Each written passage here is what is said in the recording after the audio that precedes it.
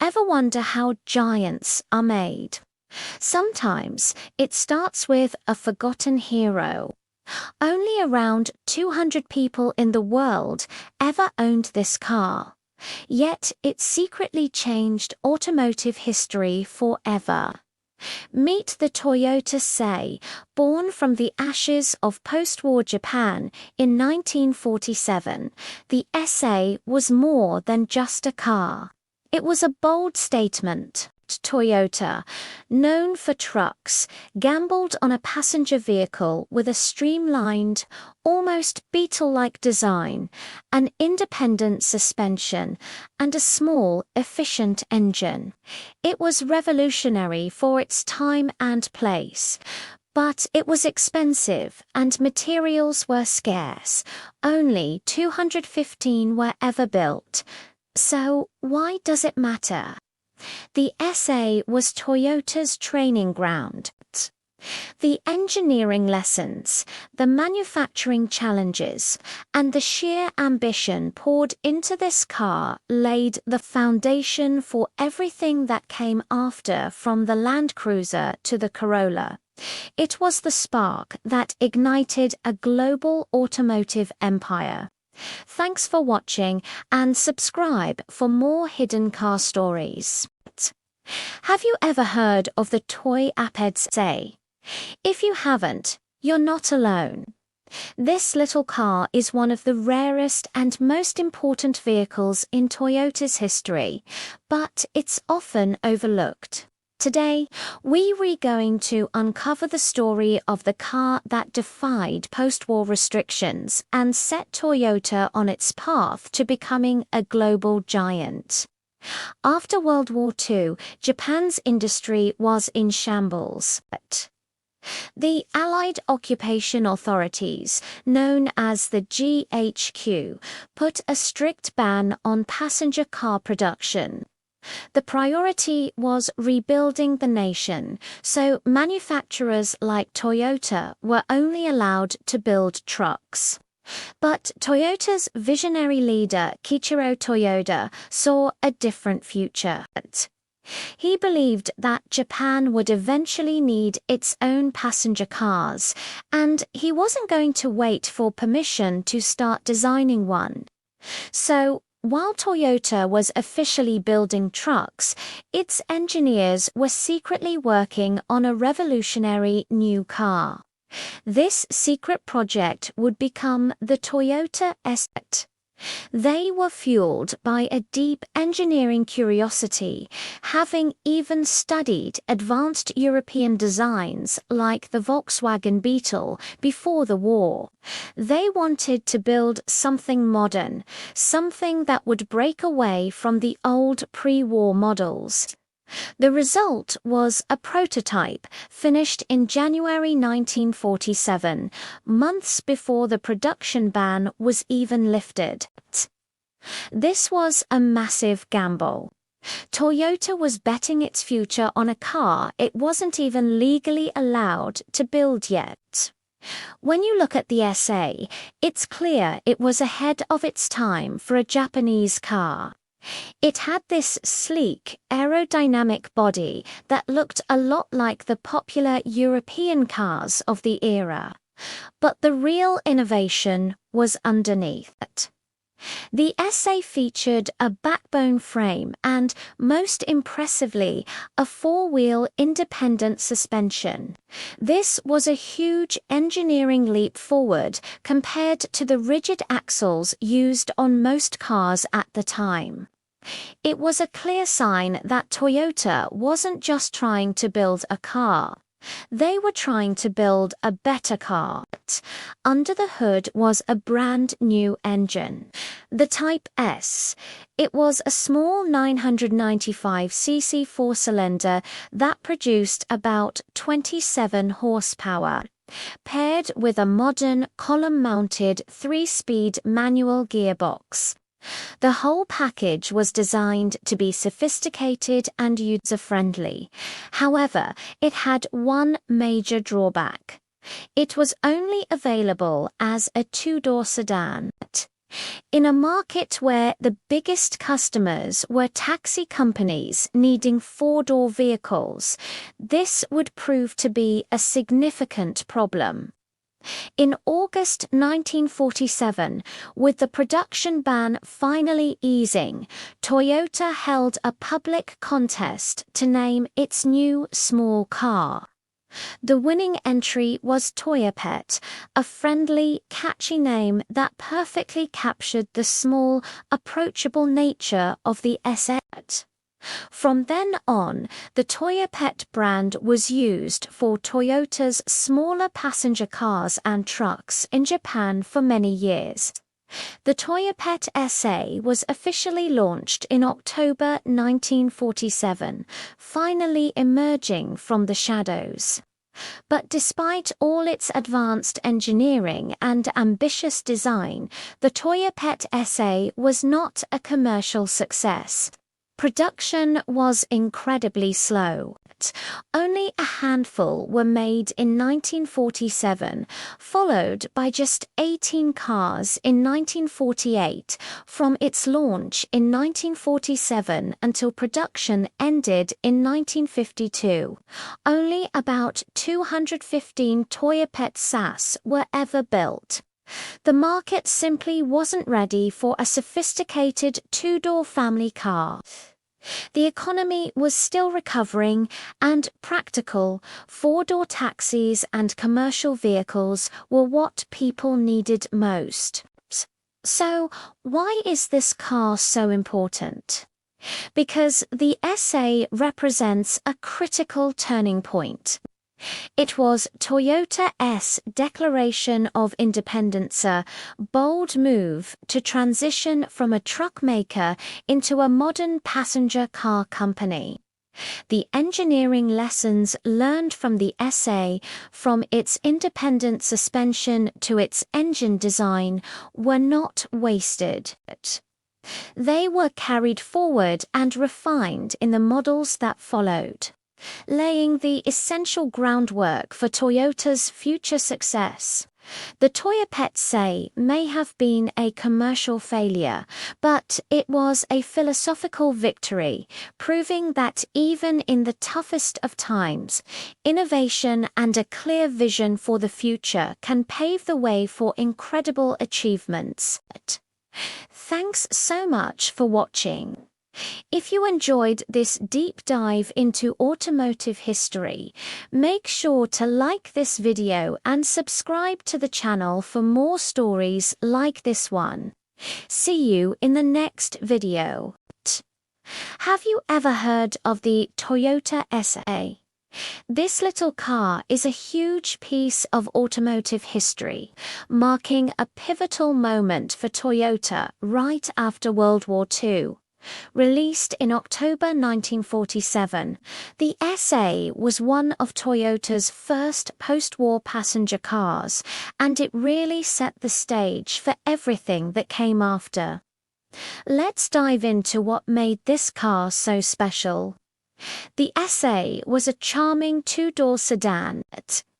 Its design was heavily inspired by the pre-war German cars, with smooth, flowing lines that were quite modern for its time. Under the hood, it had a 995cc inline-4 engine, known as the S-Type. This little powerhouse produced about 27 horsepower. Now, that might not sound like much today, but back then, it was perfectly suited for the roads and conditions in post-war Japan. All that power was sent to the rear wheels through a 3-speed manual transmission. Can you imagine driving a 3-on-the-tree today? The SA was also ahead of its time with its suspension, featuring an independent setup on all 4 corners. This was a pretty advanced feature for a small, affordable car in the 1940s, providing a much smoother ride than many of its competitors. The car rode on a wheelbase of about 2,400 millimeters and weighed around 1170 kilograms. It wasn't a speed demon, with a reported top speed of about 80 kilometers per hour, but it was reliable and efficient. So, how much did it cost? This is where things get a bit tricky. Pinpointing the exact original price in Japan is difficult due to scarce records. However, later reports suggest that these early Toyopet models were priced competitively with small European cars of the era. In the late 40s and early 50s, this meant a price tag somewhere in the ballpark of $2,000. It was designed to be an accessible car for a nation that was rebuilding. The Toyota SA wasn't just a car. It was a symbol of hope and a testament to Japan's industrial resilience. It laid the foundation for Toyota's philosophy of quality, durability, and reliability, principles that the company still lives by today. It's a fascinating glimpse into the very beginning of a global automotive giant. What do you think of this classic? Let me know in the comments below. Thanks for watching, and if you enjoyed this trip back in time, don't forget to like and subscribe for more automotive history. See you in the next one. Have you ever heard of the Toyota SA? If you haven't, you're not alone. This car is one of Toyota's most fascinating, yet commercially unsuccessful, experiments from the post-war era. Let's dive into the story of a car that was simply ahead of its time. After World War II, many automakers just went back to their pre-war designs. But Toyota wanted to leap forward. The result was the Toyota SA, introduced in 1947. This wasn't just another car. It was a statement. It was arguably the first truly modern passenger car design from Toyota. So, what made it so special? For starters, it had a revolutionary suspension system. We're talking about independent suspension on all four wheels. In the late 1940s, this was high-tech stuff rarely seen on mainstream cars, especially in Japan. It was designed to give a smoother, more comfortable ride. The SA also boasted a sleek, aerodynamic body that looked nothing like the boxy cars of the era. Its modern chassis layout was another sign of Toyota's ambition to compete on a global scale. And get this, some models even came with a built-in radio, a first for a Japanese car. Imagine the luxury of listening to music while driving in 1947. These features were a clear signal that Toyota was thinking about the future, not just rebuilding the past. But here's the twist. Despite all its advanced engineering, the Toyota SA was a commercial flop. Why? Well, it was a car built for a future that hadn't arrived yet. Post-war Japan was a nation focused on rebuilding. The SA was just too advanced and, more importantly, too expensive. Very few private citizens had the money to buy a car. The design itself had issues for the market at the time. Its two-door body wasn't practical for taxi operators who were one of the biggest car buyers in Japan. They needed 4 doors for their customers. And that advanced suspension, it was designed for smooth roads, but the roads in post-war Japan were anything but. On the rough, unpaved surfaces, the independent suspension didn't always perform as well as simpler, more rugged systems. On top of all that, production was severely restricted. Toyota was only allowed to build a limited number of passenger cars, with most of its resources dedicated to building trucks, which were essential for reconstruction. In the end, only about 215 units of the Toyota SA were ever produced. Compare that to the thousands upon thousands of trucks Toyota was selling, and you can see why it's considered a commercial failure. But the story of the SA isn't one of failure. It's a story of vision. The lessons learned from the SA about technology, market needs, and timing were invaluable. It laid the groundwork for the successful Toyota cars that would follow, like the Crown. The SA was a bold dream that, while not successful in its day, planted the seeds for Toyota's future global success. What do you think? Was the Toyota SA a brilliant failure, or just a car in the wrong place at the wrong time? Let me know in the comments below. Thanks for watching, and don't forget to like and subscribe for more stories about the cars that shaped our world. Imagine Japan just after World War II. The country is in ruins, rebuilding from scratch. In this difficult time, what do you think a car company would build? A cheap, practical truck, right? Well, Toyota decided to do something completely different. In 1947, they launched a car that looked like it had driven straight out of the future. The Toyota SA. This car was stunning. It had a sleek, aerodynamic body that was heavily inspired by the German Volkswagen Beetle. It featured advanced engineering for its time, like a backbone frame chassis and independent suspension on all four wheels. It was nicknamed the Toyopet, a cute name that was meant to make it feel friendly and approachable. The SA was a statement. It was Toyota declaring to the world and to Japan itself that they weren't just going to rebuild, they were going to innovate. This car was a symbol of hope, a piece of modern art on wheels in a landscape still marked by devastation. But here's the twist. Despite its futuristic design and advanced technology, the Toyota SA was a massive commercial failure. Why? Well, think about the context. At that time, the idea of owning a private car was almost unheard of in Japan. Cars were seen as extreme luxury items, not everyday transportation. Most people were struggling just to get by. If you needed to get somewhere, you'd take a taxi.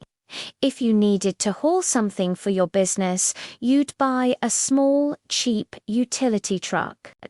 Toyota's own records show that while industry experts were blown away by the SAS forward-thinking design, the average consumer just wasn't ready. The car was too expensive and, frankly, a bit too impractical for the needs of a post-war society. So, while it was admired from a distance, very few people actually bought one. But over its 5-year production run, from 1947 to 1952, only 215 units were ever built. That's it. 215.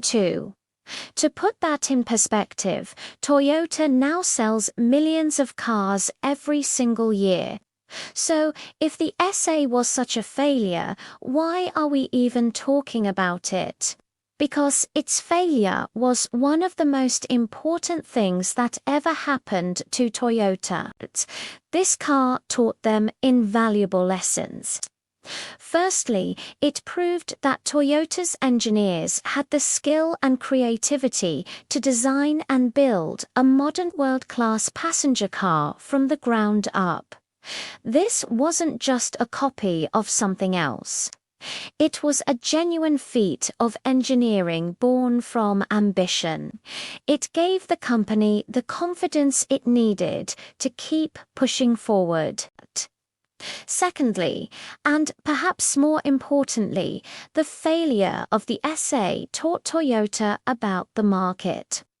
They learned that great engineering isn't enough. You have to build what people actually want and need. This lesson was a painful one, but it was crucial. It forced Toyota to pivot. The lessons learned from the SA directly influenced their next models, like the more practical Toyota SA, but its true successor was a car that would change everything. The Toyota Crown, launched in 1955. The Crown took the engineering ambition of the SA and combined it with the practical lessons learned from its failure. The Crown was durable, reliable, and comfortable. But it was also affordable enough to kickstart Japan's love affair with the personal car. It became a massive success and was the car that truly established Toyota as a major automotive player, first in Japan and then around the globe. Without the bold experiment of the SA, the Crown might never have existed. Today, the Toyota SA is incredibly rare. It's believed that only 2 original examples survive in the entire world. These aren't just old cars. They are precious artifacts of automotive history. They represent a pivotal moment, a crossroad where failure pointed the way to future glory. The Toyota SA is more than just a forgotten model.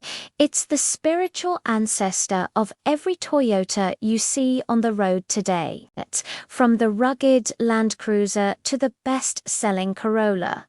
The spirit of the little car that dared to dream big in the ashes of war lives on. It's a powerful reminder that sometimes the greatest successes are built on the foundations of our most spectacular failures. Thanks so much for watching. If you enjoyed this dive into automotive history, don't forget to like this video. And subscribe to the channel for more stories like this. See you in the next one.